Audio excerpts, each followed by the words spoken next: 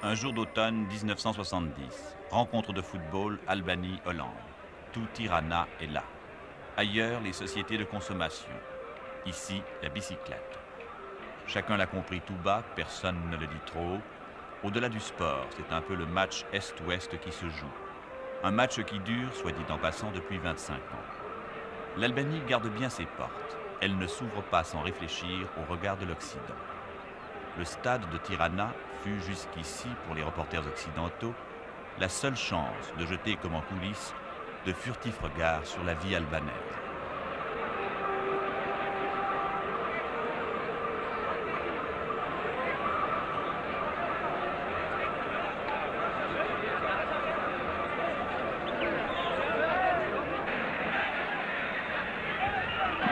Rencontre Est-Ouest. Oui, mais l'Albanie ne joue-t-elle pas les originales dans son propre camp? Pour beaucoup d'Européens de l'Ouest et même de l'Est, ce petit pays trop rouge et trop secret, c'est déjà la Chine. Les Chinois viennent peut-être en Albanie, discrètement d'ailleurs, mais l'Albanie n'est pas encore pour autant partie en Chine, tant s'en faut.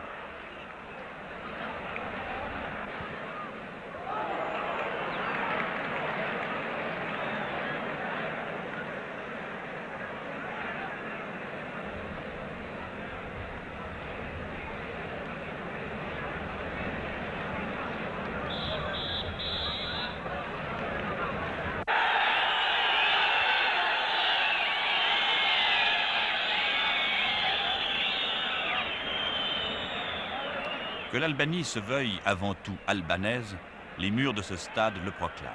D'une main la pioche, de l'autre le fusil.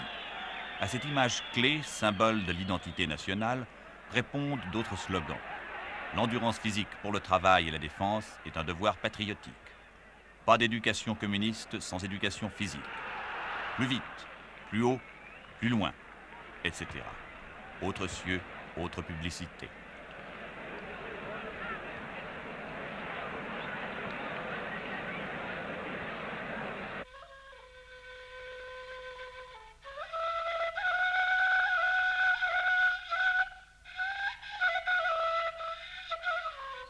Albanie, république du sud-est de l'Europe, dans la péninsule des Balkans, en bordure de l'Adriatique. Superficie, les 2/3 de la Suisse seulement. Une étroite plaine côtière et des montagnes. Population actuelle, plus de 2 millions d'habitants. Une seule langue, hier encore 3 religions. Voilà pour l'encyclopédie.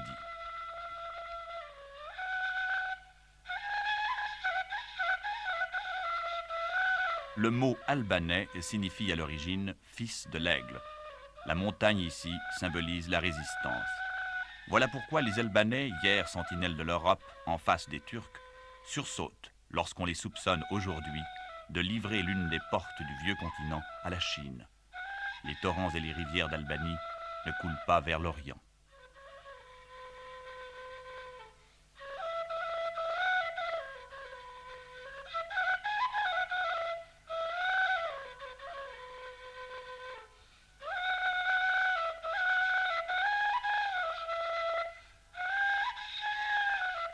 Robert Escarpi, nous sommes ici dans les ruines de la forteresse de Krouia. C'est un des hauts lieux, je crois, de l'histoire albanaise. Effectivement, c'est le point de départ de l'épopée de Skanderbeg, le héros national de l'Albanie. Qui est Skanderbeg?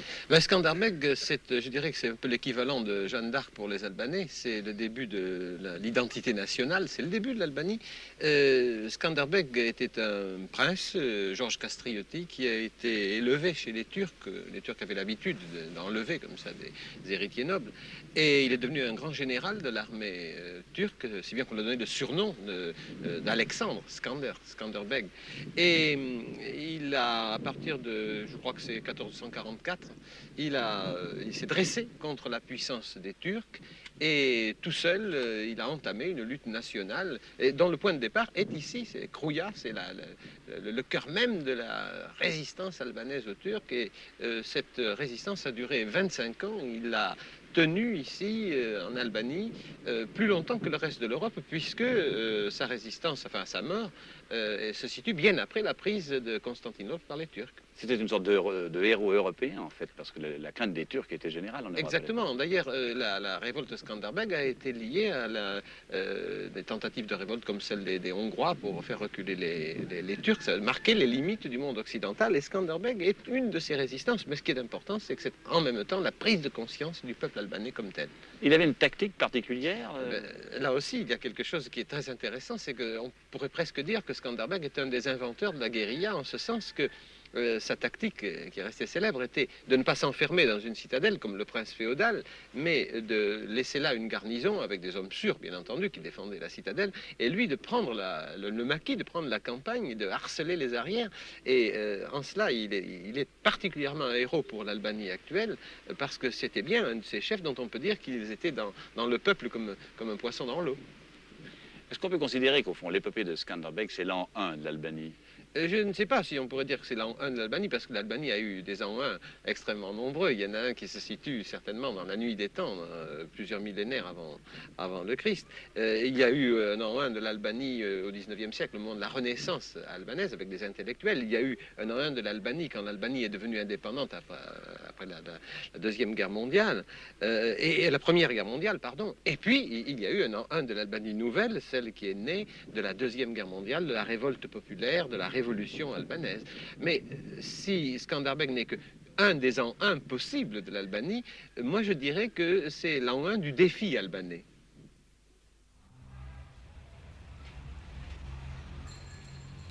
La figure de Skanderbeg, héros du XVe siècle, ouvre à l'épopée albanaise un itinéraire qui, de statut en symbole, repose l'éternelle question.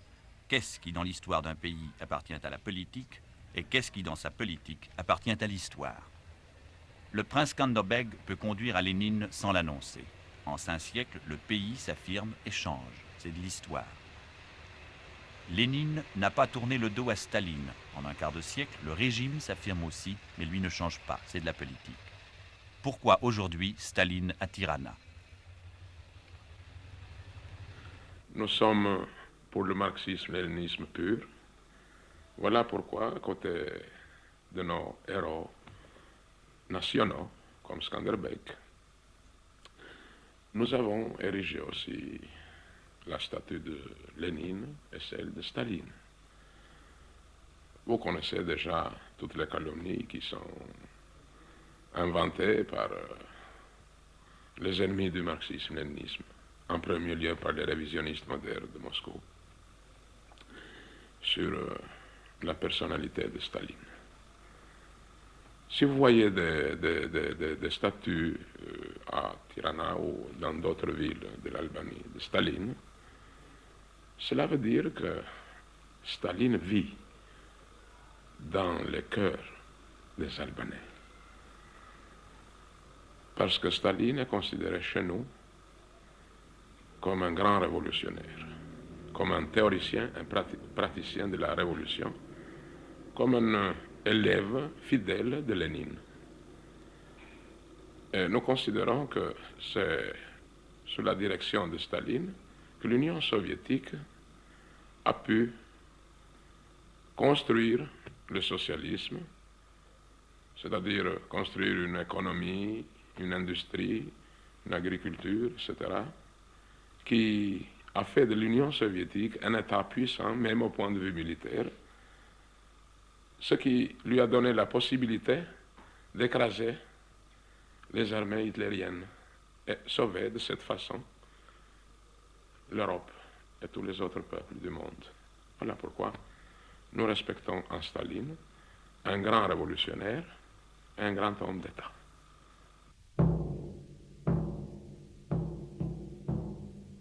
Le défi albanais. Printemps 1939, occupation par les troupes de l'Italie fasciste. Automne 43, invasion des troupes hitlériennes. Novembre 44, victoire définitive des brigades de l'armée de libération nationale, dont le Parti communiste albanais, créé dans la clandestinité, a été le principal moteur. Janvier 46, proclamation de la République populaire d'Albanie. Brigade, partisans, résistance. Ce vocabulaire épique, 25 ans plus tard, appartient toujours au langage et au paysage quotidien de l'Albanie. Les monuments, les musées, la littérature, le cinéma albanais on va en voir un exemple, sont autant de références à ces heures héroïques qui ont profondément marqué la conscience nationale.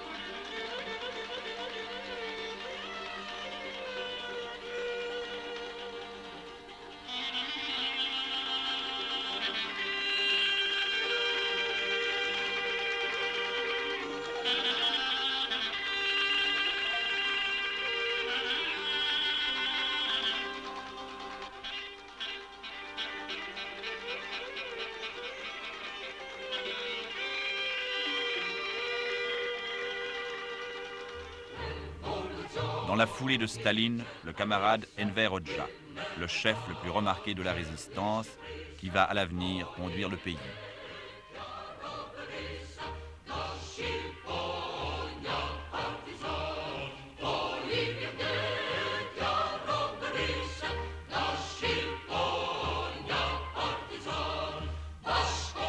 Parti, partisan, patrie, ces mots semblent désormais se confondre dans le discours et la conscience politique en Albanie. Le Parti communiste, devenu aujourd'hui Parti du travail d'Albanie, inscrit partout dans la République populaire ses initiales géantes PPSH.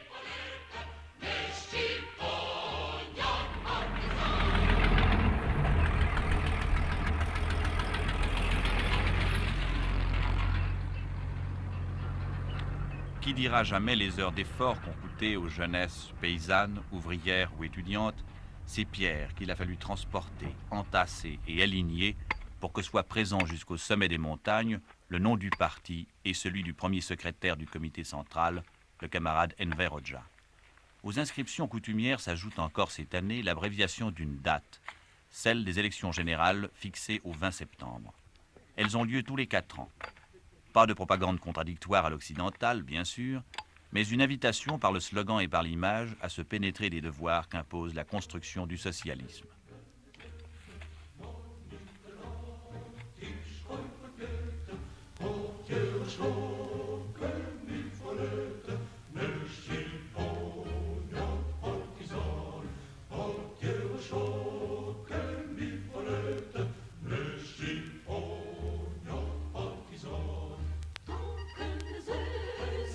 Il y a en Albanie plus de 2 millions d'habitants, mais le Parti du travail compte moins de 100 000 membres.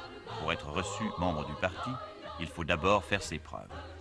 La liste unique proposée aux électeurs est celle du Front démocratique, qui groupe des citoyens, membres du parti ou non, mais acceptant tous le principe marxiste-léniniste de la dictature du prolétariat. Le président du Front démocratique est le camarade Enver Hoxha en personne.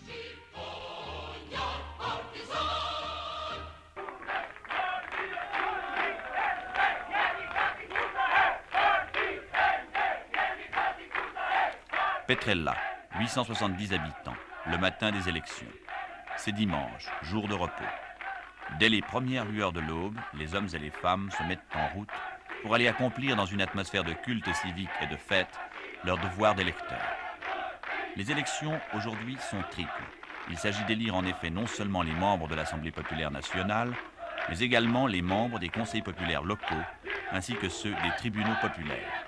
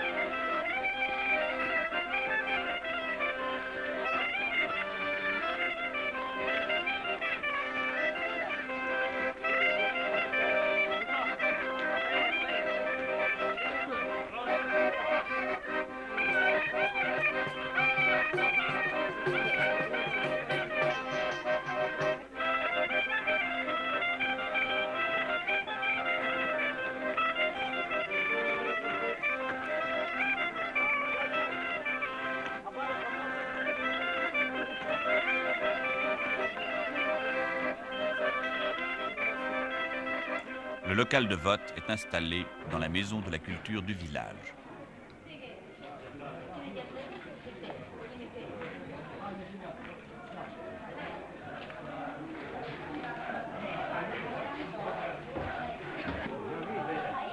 Les listes soumises à l'approbation des citoyens ne prévoient qu'un candidat par siège disponible. L'électeur a toutefois la possibilité de biffer le nom d'un candidat du Front démocratique qui ne lui plairait pas pour le remplacer par un autre nom de son choix. Ces initiatives isolées permettent de déceler, cas échéant, la moindre popularité d'un candidat. Elles valorisent aussi la discipline de l'électeur appelé à se prononcer.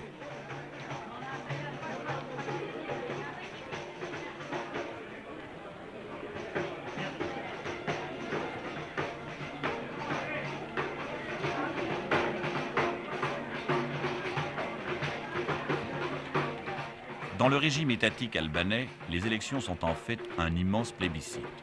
Le jeu politique se joue en réalité au stade préparatoire, au cours des assemblées locales et régionales, où l'on dresse, par élimination successive, les listes électorales. La fête civique est donc sans surprise. Participation record de 100%. Les candidats du Front sont plébiscités à 100% également. Patriotes, invités par le parti qui l'informe à résister aujourd'hui au révisionnisme d'un côté, au capitalisme de l'autre, et à la réaction partout, le citoyen obéit. Le défi albanais continue.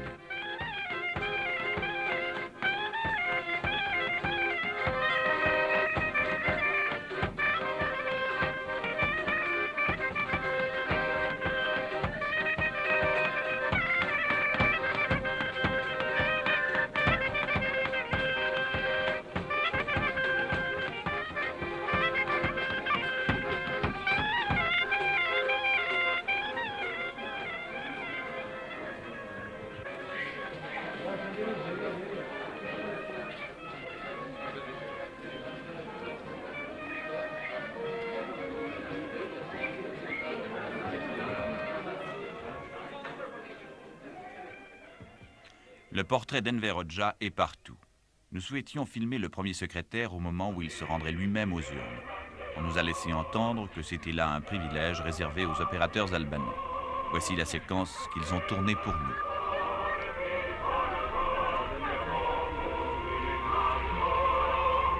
Le camarade Hoxha est né en 1908. Il a fait ses études au lycée français de Korça, une ville du sud de l'Albanie où il devint professeur par la suite.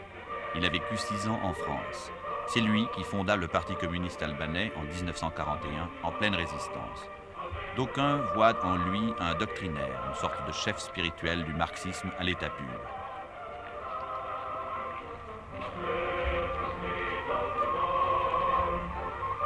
Il ne cache pas que dans le pays qu'il dirige depuis plus de 20 ans, les églises et les mosquées sont devenues avec le temps, selon le cas, des musées, des maisons de la culture ou des salles de gymnastique.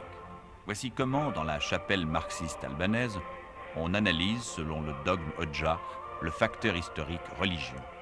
La lutte contre les églises n'a pas commencé après la libération de l'Albanie, c'est-à-dire après 1944. Les grands patriotes albanais ont commencé la lutte contre les églises même à partir de la fin du 19e siècle, du siècle passé, du commencement du 20e siècle, en disant que les Albanais sont des Albanais. Il faut avoir comme religion l'Albanie. Parce qu'ils voyaient dans l'attitude et dans les actions du clergé haut placé de ces églises des attitudes hostiles à l'indépendance de l'Albanie. Nous n'avons rien forcé. Nous n'avons pas émis de décret contre les églises ou pour la fermeture de telle ou telle église, telle religion. Nous avons expliqué le côté matérialiste. Nous avons propagé la base scientifique de la formation du monde, des phénomènes de la nature, des phénomènes sociaux, etc., etc. Et finalement, l'idéologie matérialiste a eu le dessus sur l'idéologie idéaliste. Puis, il est venu un temps où les gens ne voulaient plus aller à l'église parce qu'ils comprenaient clairement l'inutilité d'une telle église. Et la jeunesse qui est à l'avant-garde, qui est toujours à l'avant-garde de la révolution ininterrompue en Albanie, a demandé qu'on ferme les églises. Et nous les avons fermées. Il y a beaucoup de gens qui viennent de l'Europe et qui disent « Pourquoi avez-vous fermé les églises ?» Et nous leur répondons « Mais vous, pourquoi vous les avez ouvertes ?» Cela peut vraiment se produire sans heurts et sans douleur, pour tout le monde. Certainement, il y a eu des gens qui ont regretté de voir les églises fermées, mais c'était de vieilles gens très rares, vous savez. D'ailleurs, nous n'avons empêché personne d'aller à l'église. Les églises étaient ouvertes, mais on voyait que cela ne servait à rien à la fin, parce que pendant des millénaires, on a prié le bon Dieu de nous donner le pain quotidien, etc., etc. Mais les gens ont vu que c'était la révolution qui assurait le pain, le bien-être des hommes, etc. Alors, au lieu d'aller prier à l'église, il valait mieux prendre la pioche et construire le socialisme.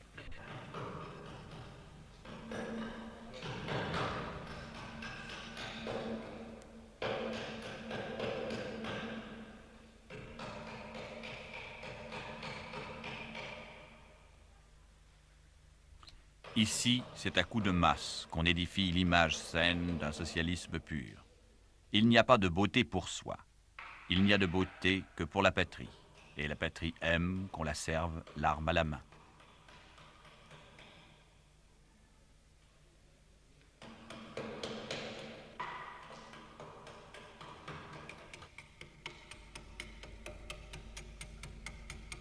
En bonne doctrine, l'art abstrait, qui procède des fantasmes de la personnalité et conduit à l'individualisme, ne peut être toléré à Tirana. Le sculpteur est une sentinelle du marxisme. L'armée qui surgit autour de lui est au garde-à-vous dans la pierre.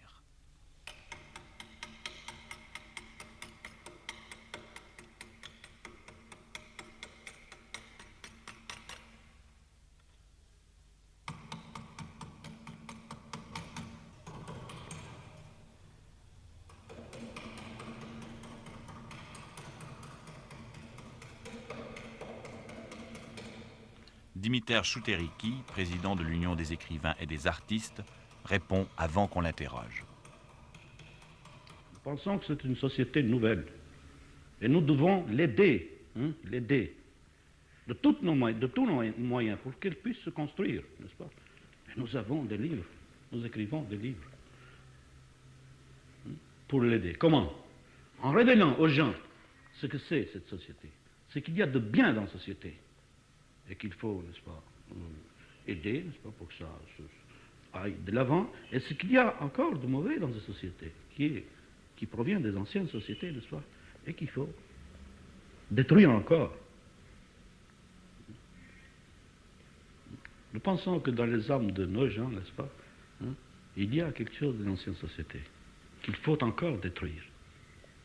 Nous sommes toujours dans ce stade, n'est-ce pas, que nous détruisons quelque chose de la société ancienne et nous construisons de plus en plus la société nouvelle. Nous l'avons construite, cette société nouvelle. Mais il faut encore détruire la société ancienne. La littérature est dans ça. Est-ce qu'elle peut faire le point aussi des erreurs qu'on peut commettre en construisant? Parce qu'il peut arriver qu'on commette des erreurs. Mais naturellement. Jusqu'où peut aller la critique dans cette notion de l'impératif? La critique peut aller partout si elle nous montre comment il faut construire. Nous ne faisons pas la critique pour la critique. Détruire pour détruire. Vous avez besoin de le faire. Il faut que vous détruisiez encore votre société. Il faut la renverser. Nous, je ne parle pas pour vous, je parle pour vos écrivains, qui sont dans cette... qui se mettent sur ce plan, n'est-ce pas, politique. Pour nous, c'est de construire cette société.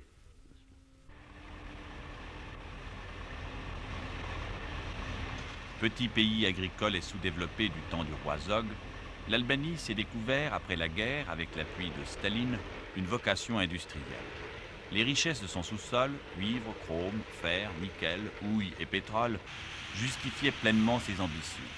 Dès les années 50, les premières usines apparurent. La croissance économique était amorcée au prix de gros efforts. Mais voilà que quelques années plus tard se développait parallèlement une querelle idéologique qui allait conduire les fils de l'Aigle et le Kremlin à se jeter mutuellement un défi. En décembre 61, ce fut la rupture avec Khrouchtchev. Un nouvel allié allait prendre la relève du défunt Staline, le camarade Mao Tse-tung. Et aussitôt, les observateurs politiques de conclure à travers le monde que la minuscule Albanie était devenue le premier satellite de l'immense Chine. Ceux qui disent que l'Albanie est un satellite de la Chine n'arrivent pas à comprendre comment un petit pays peut être libre, indépendant et souverain, ni comment entre un petit pays comme le nôtre et un grand pays comme la Chine, il peut y avoir des relations sur un même pied d'égalité. Entre la République d'Albanie, la République populaire d'Albanie et la République populaire de Chine, comme on sait, existe une amitié sincère, indéfectible et révolutionnaire, dont la base se trouve dans la lutte commune pour des idéaux communs et contre des ennemis communs. Ces deux pays, l'un très petit et l'autre très grand, l'un en Europe et l'autre en Asie, se sont rencontrés sur le même chemin, sur celui du marxisme-léninisme et de la révolution. Et ils sont donné la main, sont devenus des pays amis et alliés. Donc, rien de plus simple et de plus logique.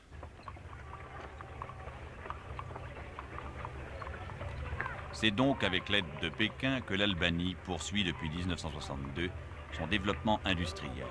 Il s'agit de répondre aux besoins les plus urgents: alimentation, vêtements, construction, électricité, équipements mécaniques. Un exemple parmi d'autres, la grande usine textile de Berat, dans le centre du pays. On l'appelle le combinat Mao Tse-tung. Accessoire classique dans ce décor sévère, les haut-parleurs qui claironnent aux quatre vents, information et musique martiale.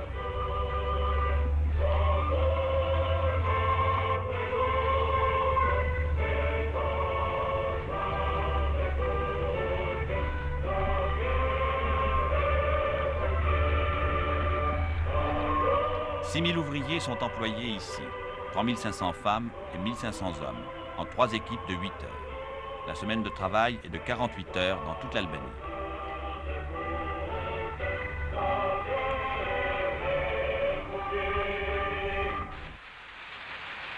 Le salaire mensuel moyen d'un ouvrier albanais est de 660 lek, ce qui correspond sensiblement, compte tenu du pouvoir d'achat, à 660 de nos francs.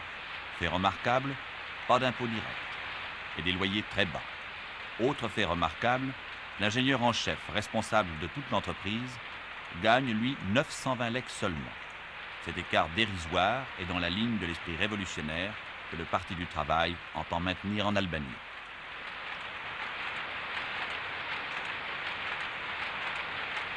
À l'usine comme au stade, les slogans. Le dépassement de la norme, ne serait-ce que de 1% par chaque travailleur, représente un gain de 3780 mètres de textile sur le plan établi. Renforçons la discipline prolétarienne et exigeons que chacun exploite au maximum ses 8 heures de travail.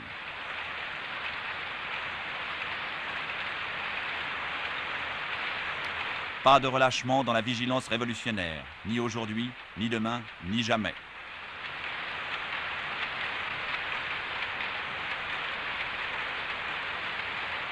Il n'y a pas de force au monde qui puisse arrêter la marche victorieuse du peuple albanais dans la voie du socialisme et du communisme. L'usine albanaise serait incomplète sans le tableau d'honneur auquel on accroche la photo des travailleurs méritants. Citation à l'ordre du jour qui rappelle que l'ouvrier et l'ouvrière sont mobilisés corps et âme dans cette entreprise nationale qu'est l'édification du socialisme. Autre indice d'un mérite reconnu, le fanion qu'on accroche à la machine de celle ou de celui qui est parvenu à dépasser la norme.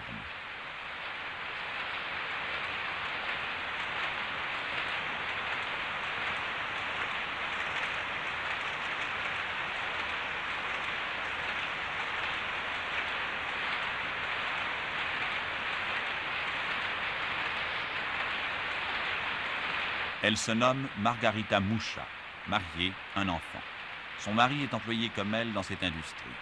Elle est membre du Parti du Travail, ce qui représente en soi déjà une distinction. Le camarade Moucha, lui, ne l'est pas. Nous avons demandé à voir le logement d'un couple d'ouvriers. C'est chez elle qu'on nous a proposé d'aller. Il y a une grande différence entre leur vie de couple et celle de leurs parents. Il y a bien des choses, n'est-ce pas, qu'ils comprennent à peine. Difficile pour eux de comprendre la vie nouvelle, cet entrain de vie, ce dynamisme nouveau. Tandis que nous autres, n'est-ce pas, qui avons vécu dans cette période si dynamique, nous avons des conceptions tout à fait nouvelles. Et ça se voit, il y a un fossé entre nous. Est-ce que madame a le sentiment d'être plus libre que ne l'est sa mère? Bien sûr, je me sens beaucoup plus libre que ma mère ou ma belle-mère, parce qu'elle était enfermée dans sa maison. Elle était enfermée entre les quatre murs. Elle ne connaissait pas la vie. Elle n'allait jamais au cinéma, jamais au théâtre, elle ne connaissait rien. Elle ne connaissait rien de la vie. Tandis que moi, je suis libre, je peux aller partout et me développer, n'est-ce pas, de tous les points de vue. Tanas Moucha, sa femme, ses parents, ses deux frères et ses deux belles-sœurs ont rassemblé leurs économies pour acheter cette vieille maison qu'ils ont restaurée et qu'ils habitent ensemble, ce qui représente sous un même toit 4 logements modestes avec une cuisine commune. La maison coûtant 25 000 lek, ils l'ont payée en partie grâce à un emprunt que la Banque d'État leur a consenti sans intérêt. Tanas, Margarita et leur enfant occupent 2 pièces de la maison familiale.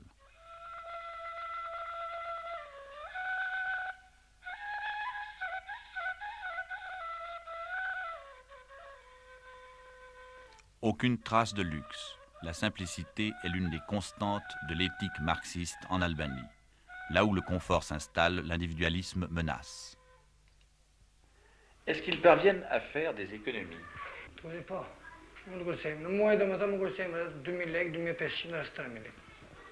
Tous les mois, nous pouvons faire des économies de 200, 250 ou 300 lek. Ça dépend des mois. Et que font-ils de l'argent qu'ils épargnent? Et tu peux me parler, Kursen? Nous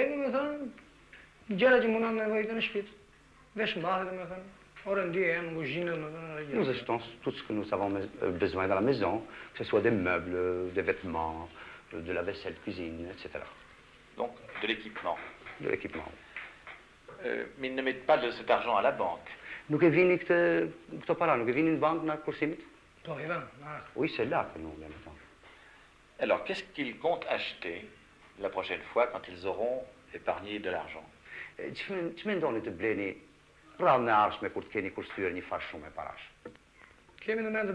Nous pensons d'acheter une machine à laver et un téléviseur. Combien coûte un téléviseur? Oui. De ce que nous avons entendu dire, ça doit coûter 2500 lek. Il leur faudra économiser combien de temps pour pouvoir se l'acheter? Ça coûte 2 kurseni që të mund ta bleni se. Un an et demi, je crois que nous y arrivions. Est-ce qu'ils espèrent qu'un jour, l'Albanie leur permettra peut-être d'acheter une auto? Je crois que ce n'est pas le cas maintenant de parler de voiture. Nous avons d'autres choses à faire. Nous avons d'autres soucis maintenant dans notre pays. Ils n'en rêvent pas pour l'instant. Pour l'instant, si vous voulez que je donne son opinion, parce que l'Albanais est laconique, il dit que maintenant ce n'est pas ça notre préoccupation principale. Nous avons d'autres choses plus importantes que ça. Alors quelles sont ses préoccupations principales à lui?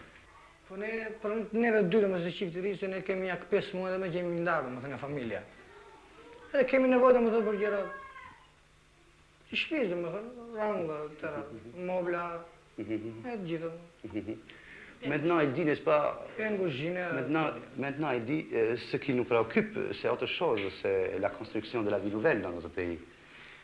C'est la question de relever le bien-être en appliquant bien la ligne de notre parti. Et madame voulait ajouter quelque chose? J'ai parlé de machine à laver comme mon mari, je voudrais parler de téléviseur, parce que la machine à laver me donnerait la possibilité de travailler de plus dans la vie sociale de notre pays, de contribuer de plus dans la vie sociale. Tandis que de voiture, je ne vois pas, ce n'est plus le cas. Ce n'est pas encore le cas chez nous. J'aimerais savoir si lui et elle s'intéressent à la condition des travailleurs, des ouvriers dans le reste du monde. Bien sûr, à travers les journaux, n'est-ce pas, nous sommes mis au courant de tous les événements qui arrivent dans les coins les plus reculés du monde. Là-bas, n'est-ce pas, de ce que nous apprenons, les jeunes gens se trouvent dans des conditions un peu pénibles. Il y a le chômage, il y a l'exploitation de l'homme par l'homme, tandis que chez nous, notre parti a créé les conditions les plus favorables pour une vie toujours meilleure, toujours plus florissante.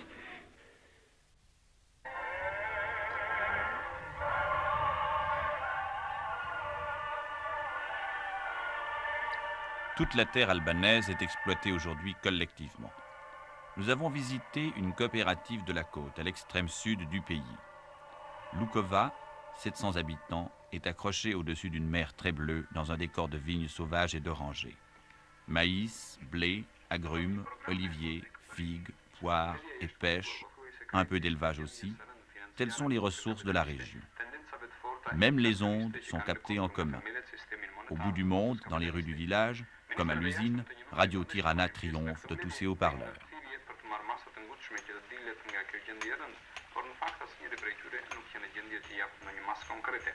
Ministri finansëve i Shteteve të Bashkuara David Kennedy deklaroi se Shtetet e Bashkuara po marrin masa të forta për të luftuar inflacionin në ekonominë e tyre, por u detyruar të pohonte Kennedy, tendencat inflacioniste nuk janë vënë tani në kontroll. Kennedy natyrisht largheshti shkaqet e kësaj gjendje të rëndë financiare amerikane që fshihen në radhë parë në shpenzimet e mëdha për agresion dhe luftë të qeveritarëve të Washingtonit.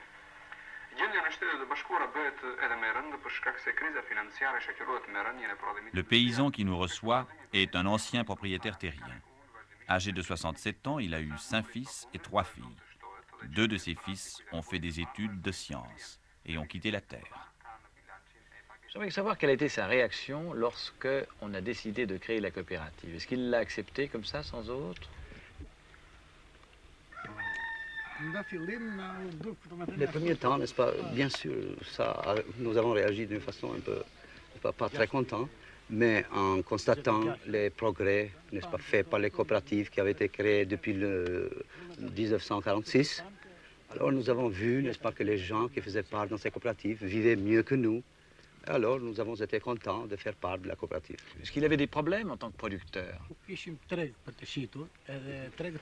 parce que nous ne trouvions pas de marché. Les marchands qui les achetaient alors les prenaient à très bon marché et ils les revendaient bien cher. Et nous travaillions beaucoup.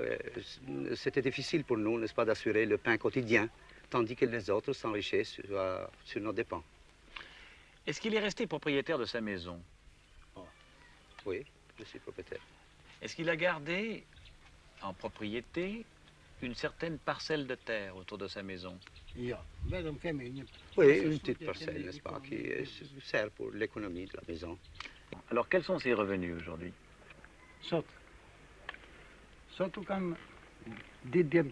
Alors, il y a 2 de mes fils qui travaillent dans la coopérative. Et j'ai aussi une belle fille, n'est-ce pas, qui travaille aussi. Et de nous, les vieux, n'est-ce pas, qui avons déjà la retraite, mais nous continuons à travailler. Alors, ça fait 1600 lek par mois de revenus. Pour toute l'équipe, toute la famille? Pour toute la famille. Mais lui-même, à quel âge a-t-il eu droit à la retraite dans la coopérative? À 60 ans. Et combien lui a-t-on donné de retraite par mois? Et ça, il y a une pension de moi. Environ 200 lek par mois. De façon générale, est-ce qu'il se sent plus ou moins chargé de soucis qu'autrefois? Maintenant, nous n'avons aucun souci, maintenant nous vivons très heureux. Il a dit une chose qui me paraît intéressante, il dit nous n'avons pas perdu notre terre. Qu'est-ce qu'il entend exactement par là? La terre, c'est notre terre parce que c'est nous qui l'exploitons. Nous labourons cette terre, nous l'exploitons. Tous les produits sont à nous. Alors nous avons droit à dire, n'est-ce pas, que c'est notre terre toujours, que nous n'avons rien perdu. Si le coopérateur peut vendre ou léguer sa maison, il n'a en revanche que la jouissance du lopin de terre laissé à sa libre administration.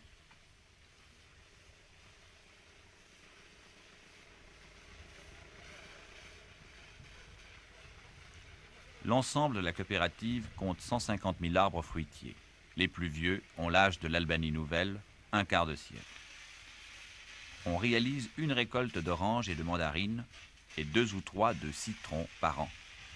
Pas de tracteur, le relief ne s'y prétend pas. Dans les coopératives de plaine, en revanche, on intensifie l'usage des moyens mécaniques.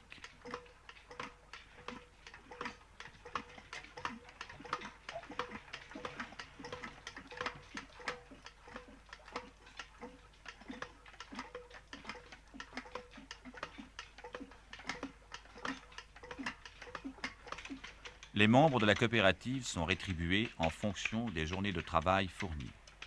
La loi réglera bientôt à l'échelle nationale les cas de maladie et de vieillesse.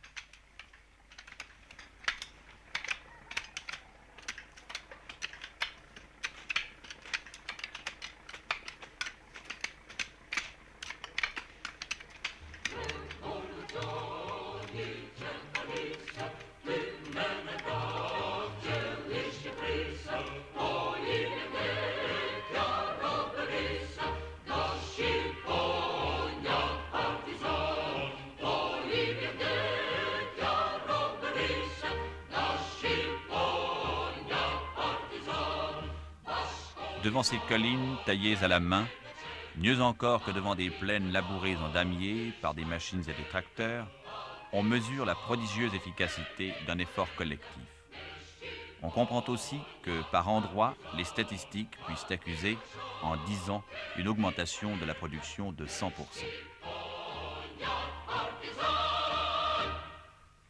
Robert Escarpi, ce théâtre est-il grec ou romain? Mais ce théâtre est grec en partie, romain en partie, la scène est romaine et le reste est grec, mais surtout il est albanais, car nous sommes en Albanie ici. La Grèce est tout près, elle est à quelques kilomètres. C'est un peu ici que tout a commencé, puisque nous sommes ici à Boutrint, c'est-à-dire Boutrotos, c'est le nom grec, le nom ancien, où se situe le cadre de la tragédie d'Andromaque. Nous avons vu que les Albanais ont des souvenirs littéraires avec Skanderbeg qui ont célébré Ronsard et Montaigne, avec Ali Pacha qui a célébré Byron. Ici, bien, nous sommes avec Racine. On a joué, je crois d'ailleurs, Racine dans ce On a joué Racine ici, dans ce théâtre, il y a longtemps. Le théâtre est albanais. J'aimerais savoir si la langue albanaise est aussi authentiquement elle-même. Mais la langue albanaise est une langue qui appartient à la grande famille des langues européennes. C'est une langue très ancienne qui s'est détachée du rameau général des langues européennes, des différents rameaux des langues européennes, il y a très longtemps, probablement antérieurement à l'époque des héros d'Homère, justement. Et il y a peut-être une autre langue européenne avec laquelle elle a des parentés obscures d'ailleurs, c'est le roumain. Elle est de toute façon profondément originale. Elle est profondément originale et ce qu'il y a d'extraordinaire, c'est de penser, c'est un cas unique et qui en dit long sur l'identité du peuple albanais, ce qu'il y a d'extraordinaire, c'est de penser que cette langue a traversé 3 millénaires et probablement davantage, je ne dis pas sans changer, mais en gardant ses traits fondamentaux. Elle est fondamentalement ce qu'elle était encore il y a 3 millénaires. Est-ce que l'Albanie antique a sa place, par exemple, dans l'épopée d'Homère? En tant qu'Albanie, non. On ne sait d'ailleurs pas exactement ce qu'étaient les anciens Albanais. Il y a une théorie généralement admise, et admise particulièrement en Albanie, c'est que les Albanais étaient les anciens Illyriens. Malheur, c'est qu'on ne sait pas exactement ce qu'étaient les anciens Illyriens. Ce qu'il y a de certain, c'est qu'il existait ici, il y a 30 siècles, d'une population qui avait les traits originaux des Albanais actuels. Maintenant, d'où venait-il, on ne sait pas exactement.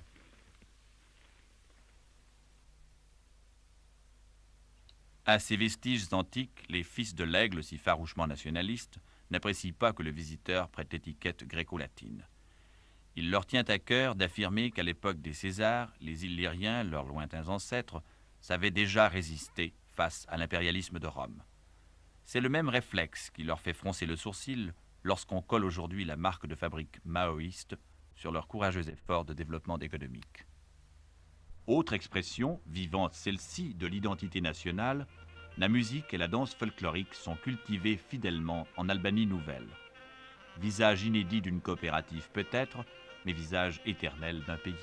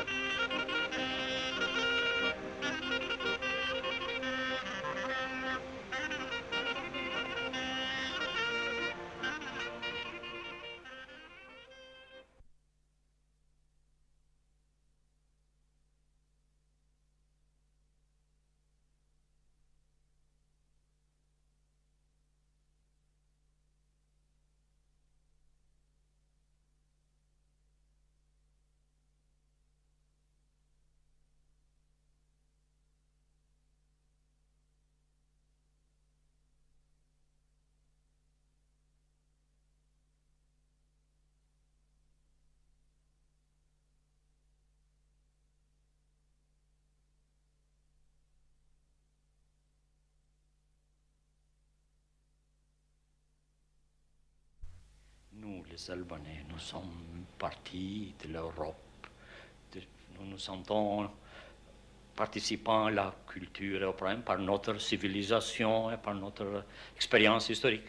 Mais il n'y a aucune contradiction d'avoir des liaisons, des relations économiques, politiques, idéologiques avec la Chine et être une partie de cette réalité européenne. Bien sûr, j'ai déjà dit, nous avons des liaisons très bonnes avec la Chine populaire, mais quand même, peut-être vous avez entendu parler, nous nous appuyons sur notre propre force, c'est notre slogan. Ça veut dire que les relations avec les autres pays, même s'ils sont très étroites, très cordiales, très amicales, ne décidons pas sur notre voie historique, sur notre route historique.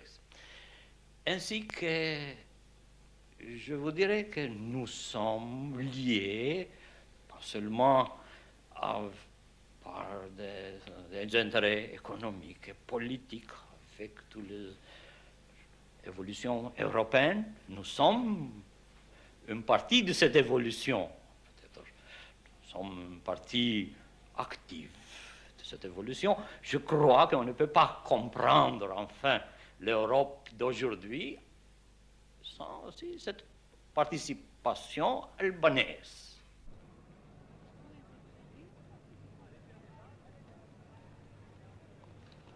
Tirana, la capitale. Bientôt 200 000 habitants. Superficie en 1920, 3 km². Aujourd'hui, 30 km². Ni fleuve, ni lac, ni bord de mer. Il est près de midi, l'heure de pointe. La rue appartient aux piétons. Il n'y a pas d'automobile privée en Albanie. Place Skanderbeg, le grand palais de la culture, cadeau et souvenir de l'amitié soviétique, abrite, outre une bibliothèque publique et des halls d'exposition, une grande salle de théâtre où se donnent les spectacles de ballet et d'opéra. Tirana vit calmement, un peu comme dans un autre monde, ignorant la surprise qu'elle cause aux visiteurs fraîchement réchappés du vacarme des capitales étrangères.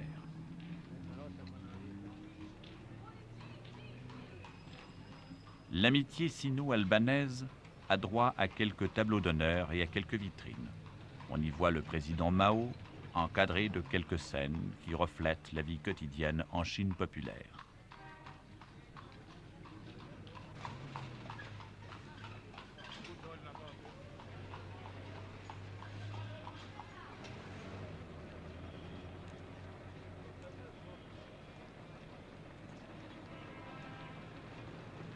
Un peu plus loin, le cinéma d'État propose son programme. Entre autres nouveautés, Babette s'en va en guerre et Fanfan la tulipe. La télévision en Albanie n'en est qu'à ses débuts. Les salles obscures font encore recette. Parlant du choix des films, le responsable de la distribution pour l'ensemble du pays a spécifié spontanément que la pornographie était strictement écartée. Là encore, l'éthique du régime garde la ligne.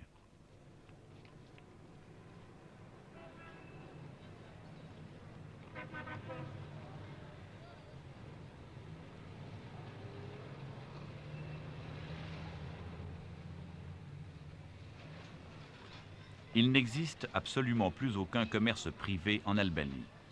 Tout vendeur est salarié et les crimes économiques sont sévèrement punis comme autant d'atteintes à la collectivité.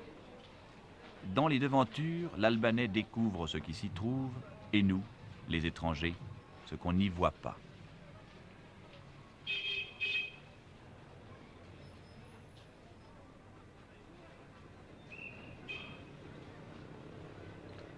L'absence de profit engendre l'absence de choix et la demande ne crée pas nécessairement l'offre.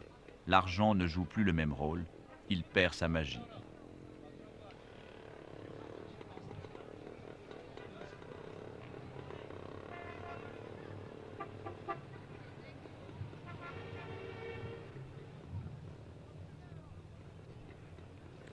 La course au bien-être ne doit pas devenir, dans l'esprit des dirigeants albanais, l'objet du matérialisme dialectique.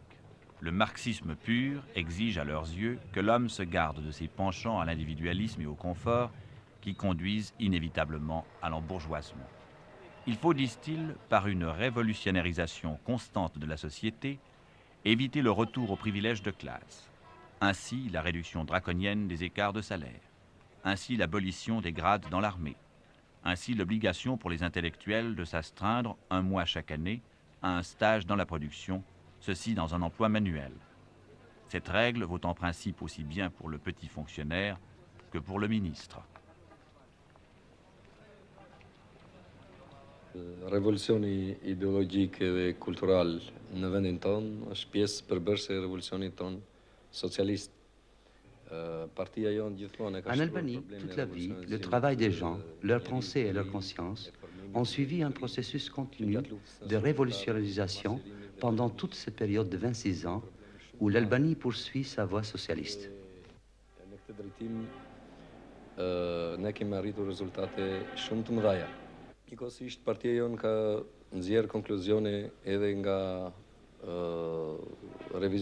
Pourtant, ces dernières années, ce processus de révolutionnarisation s'est encore approfondi.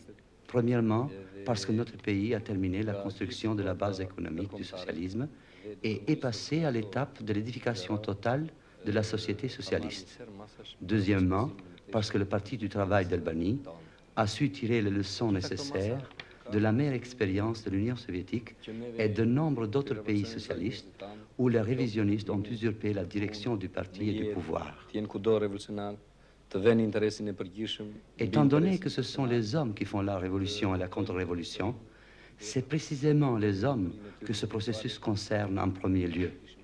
Il vise à ce que les hommes de l'Albanie nouvelle soient dans leur pensée, leur travail et leur vie de vrais révolutionnaires, qu'ils ne mettent point sur le premier plan leur intérêt personnel étroit, mais qu'ils recherchent leur bonheur dans le bonheur général du peuple et de la patrie, qu'ils sachent combattre dans leur fort intérieur et chez les autres toute manifestation de l'individualisme, du carriérisme, de la présomption et de l'arrogance.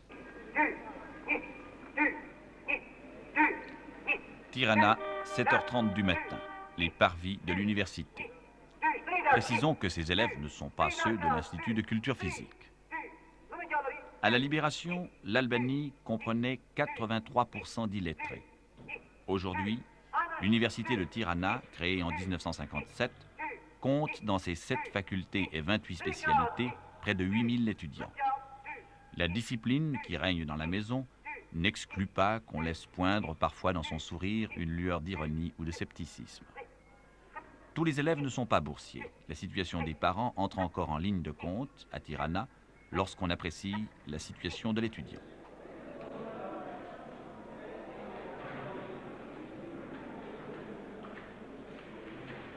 Dans le hall, 4 bustes et plus loin un 5e, comme un enchaînement de symboles et une perspective à suivre pour la génération montante.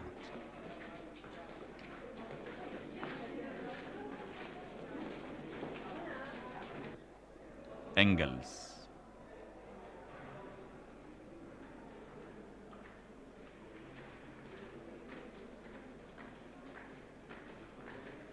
Marx.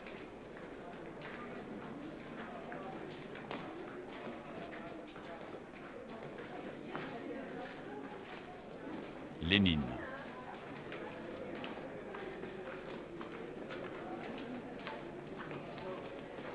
Staline. Et le camarade Enver Hoxha.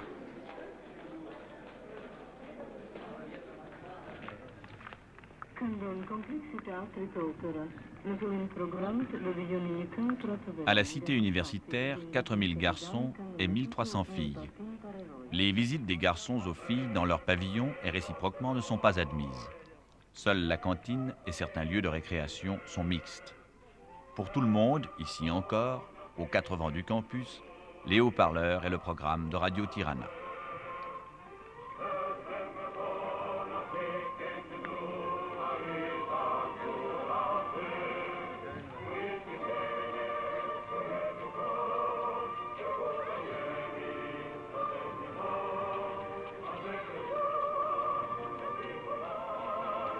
Le confort des chambres de la cité est assez relatif. Mais là encore, la jeunesse albanaise a été éduquée à dire déjà plutôt que seulement. Est-ce que l'une de ces jeunes filles a une bourse? Celle-là. J'aimerais savoir comment on lui accorde sa bourse. Est-ce qu'elle l'a demandé et quand elle l'aura reçue, quand elle aura terminé ses études, ce qu'elle doit faire? Après avoir terminé le baccalauréat, j'ai demandé, n'est-ce pas, la bourse. On a étudié les revenus de la famille parce que, bien sûr, on n'accorde pas à tout le monde la bourse, n'est-ce pas? Il faut certaines conditions. Et puis on a accordé la bourse. Alors quand elle aura terminé ses études, est-ce qu'elle pourra choisir ce qu'elle va faire? Moi, je suis tout à fait prête à aller travailler là, n'est-ce pas, où je pourrais contribuer le plus pour le bien-être de mon peuple, elle dit. Et pour lui accorder la bourse, est-ce qu'on a tenu compte des besoins de l'industrie dans l'arrondissement où elle vit, dans la ville d'où elle vient? Bien sûr, elle dit parce que, par exemple, dans ma ville, dans mon arrondissement, par exemple, on a eu besoin de chimistes. Bon, on accorde des bourses dans ce sens. À quel âge pense-t-elle se marier?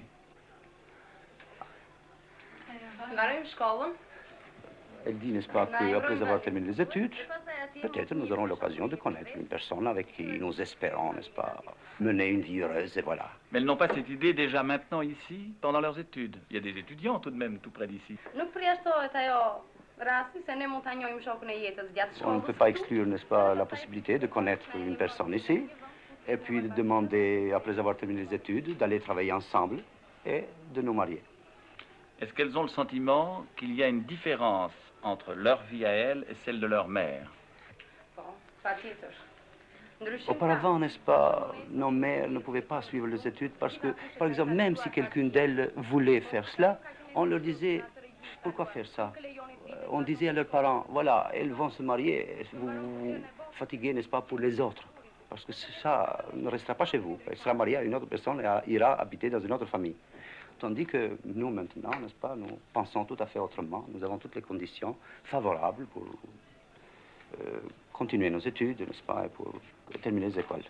Est-ce qu'elles estiment que l'émancipation de la femme est assez avancée aujourd'hui en Albanie, ou est-ce qu'il y a encore du chemin à faire?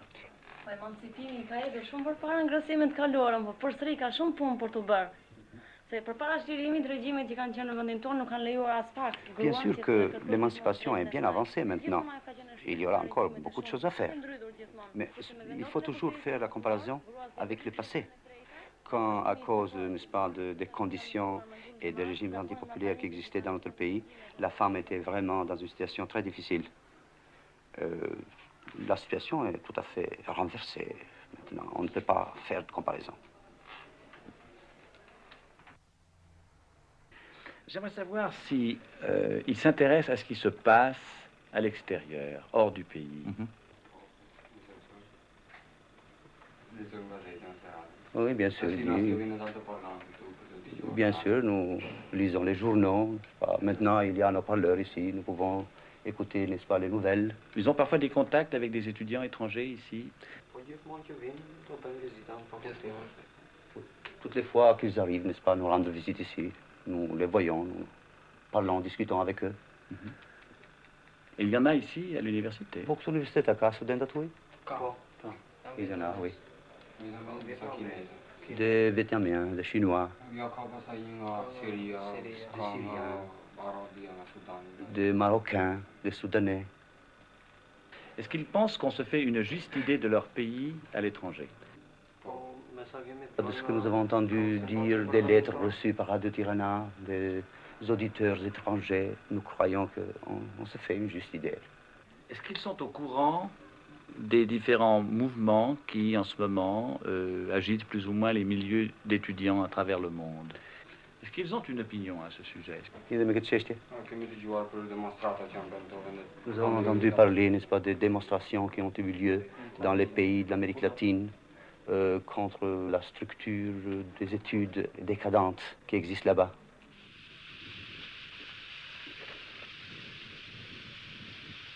À la Libération, l'Albanie ne possédait pas un mètre de voie ferrée.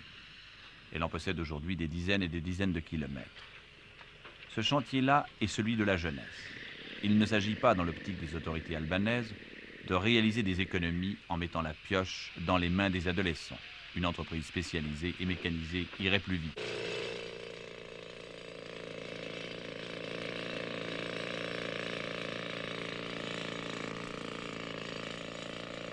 En construisant cette voie, chaque année, 30 000 jeunes, paysans, ouvriers et étudiants mettent en pratique un slogan qui doit symboliser la mobilisation totale des fils et des filles de l'Aigle pour l'édification du socialisme et le développement du pays. Ce slogan, c'est « L'Albanie part à l'assaut de ses montagnes ».